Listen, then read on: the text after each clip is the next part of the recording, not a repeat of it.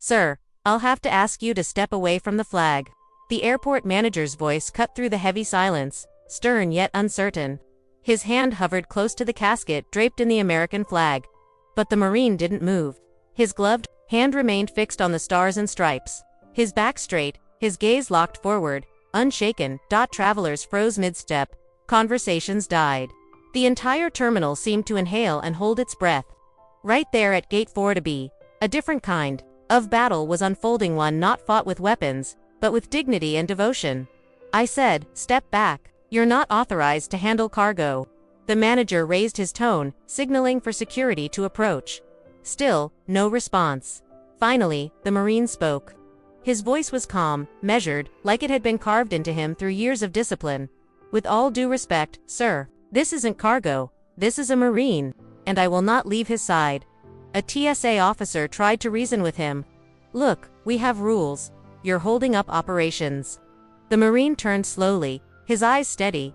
"There are rules, and then there is honor." Behind him, the flag lay smooth and unwrinkled over the casket. Beneath it rested Corporal Jake Morrison, 2 years old, killed in action. He hadn't come home on his own 2 feet. But to the Marine, Jake wasn't just another soldier. He was his soldier. The one he trained, the one he laughed with, the one he carried over Afghan mountains when Jake sprained his ankle. And now, he was carrying him one last time. This was no assignment. It was a sacred oath. From the moment the casket left the aircraft until it was placed in the hands of family, the escort never left. No interruptions, no excuses, no letting go. But the airport didn't care. To them, it was another delay. Another package clogging the system. "Sir," the manager barked, his patience thinning. "This isn't a funeral home.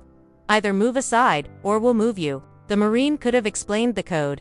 The centuries-old tradition of guarding the fallen, the silent watch, the salute, the promise, but words weren't enough. His memories spoke louder. Jake talking about his mom's lemon pie, his dad's fishing trips, the graduation of a sister he never saw, Jake humming country roads after every mission, joking it was his soul's GPS. This wasn't delivery. This was goodbye, and the only thing that stood between Jake and being forgotten was him. Then, a small voice broke the tension. "Mommy, why is he holding the flag?" A little girl, teddy bear in hand, stared with innocent eyes. Her mother hushed her, but the Marine bent slightly, his voice gentle. "Because he's making sure someone gets home." The crowd shifted. The manager's sternness faltered. Security froze. Something inside the terminal changed. Sacrifice finally felt heavy enough to silence all else. The Marine's voice dropped to a whisper. "This man gave everything. This flag is not decoration. It's a promise." And then he began to walk. Slow, steady, unstoppable. His hand never left the casket. He wasn't waiting for permission. Duty never asked for it. People rose to their feet. Hats came off. Hands pressed over hearts. A veteran in a wheelchair raised a trembling salute. Tears streaked down faces. Phones lifted not for spectacle, but for remembrance. Somewhere, someone began to sing the national anthem. Others joined in the middle of a bustling airport. Time stopped by the time they reached the family waiting at the gate. The Marine's uniform was damp with sweat. His spine ached, his throat burned, but he never wavered. The mother collapsed, sobbing against the casket. The father saluted, his hand shaking. The sister dropped to her knees, whispering, "Welcome home, Jake."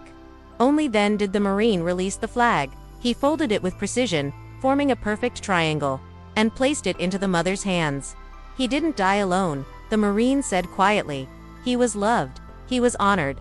Silence hung heavy until the airport manager, eyes red, stepped forward. I didn't understand," he whispered. "I'm sorry." The Marine gave one firm nod. "Now you do."